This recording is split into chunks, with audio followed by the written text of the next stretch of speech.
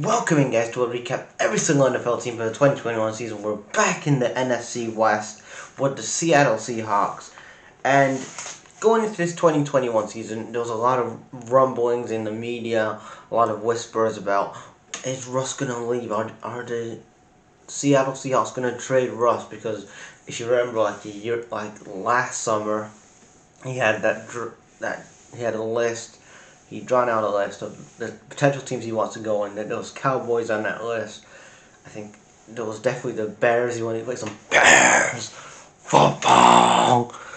Oh, and there was a couple other teams on there, but they decided to stay with Russ for another year.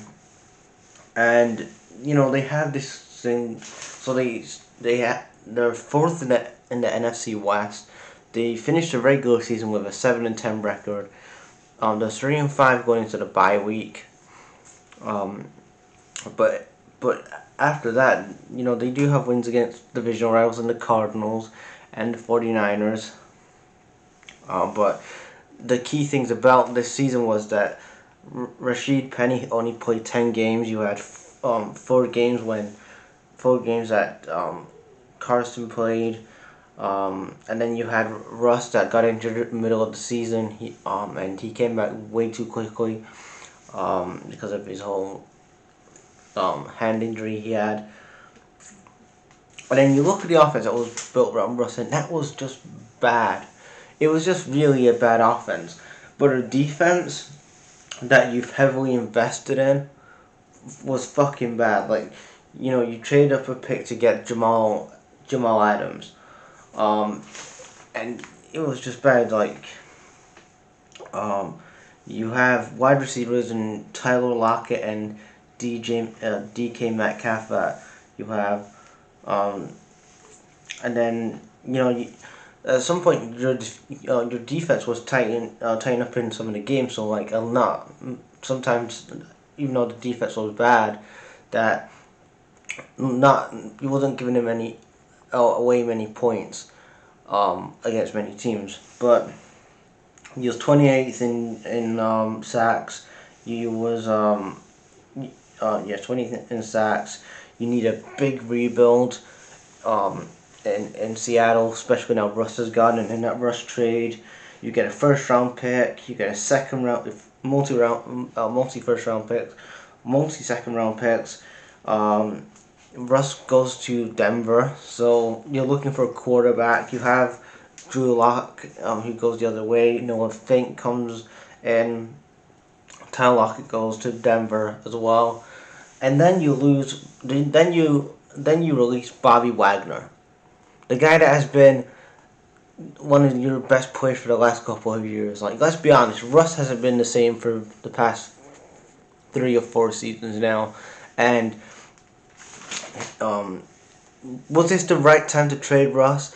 Yeah, it was the absolute right time, but should you have done it last year when you had a better quarterback class? Because you look at this quarterback class, you're going to have to get someone from this quarterback class, because are you going to really go for Drew Lock for an entire year of having Drew Lock? And do you really trust you have Schwimmer, you have John Schwimmer, and you have Pete Carroll, who's controlling this draft? And if we've known from previous years with the Seattle front office, they don't know what the fuck they're doing with this fucking draft. They botch up the draft. The defense needs work.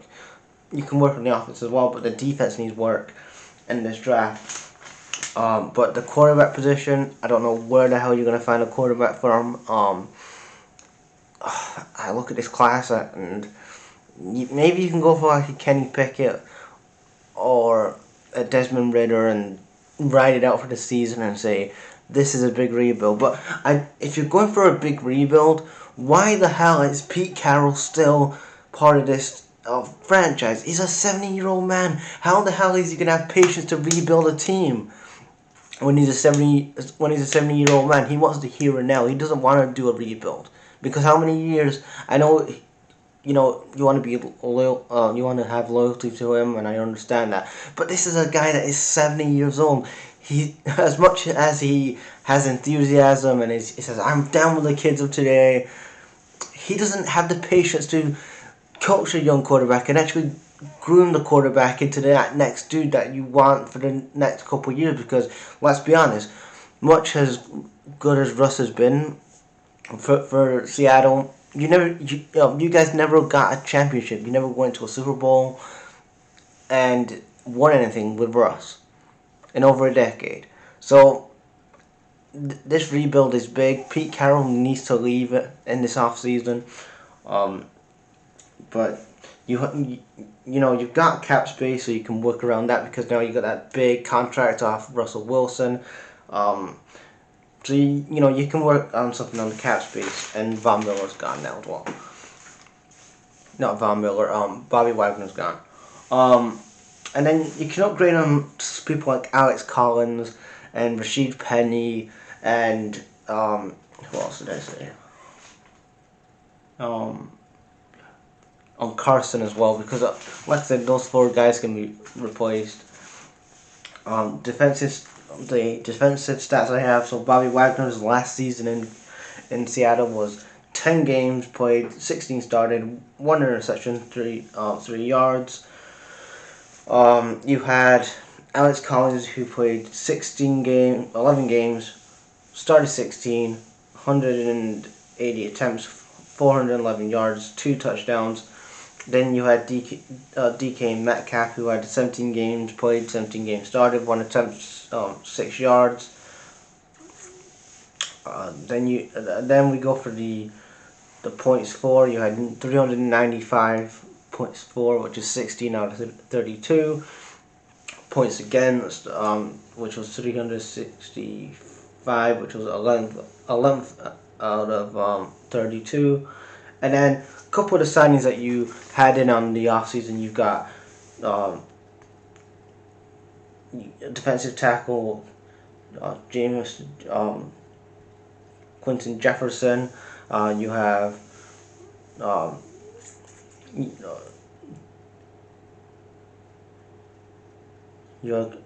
Quandre Diggs has resigned, and yeah, so you've kind of worked on stuff like that. And Al Woods, you have resigned as well, who's a corner. No, Artie Burns, who's a corner. Sorry, I guess.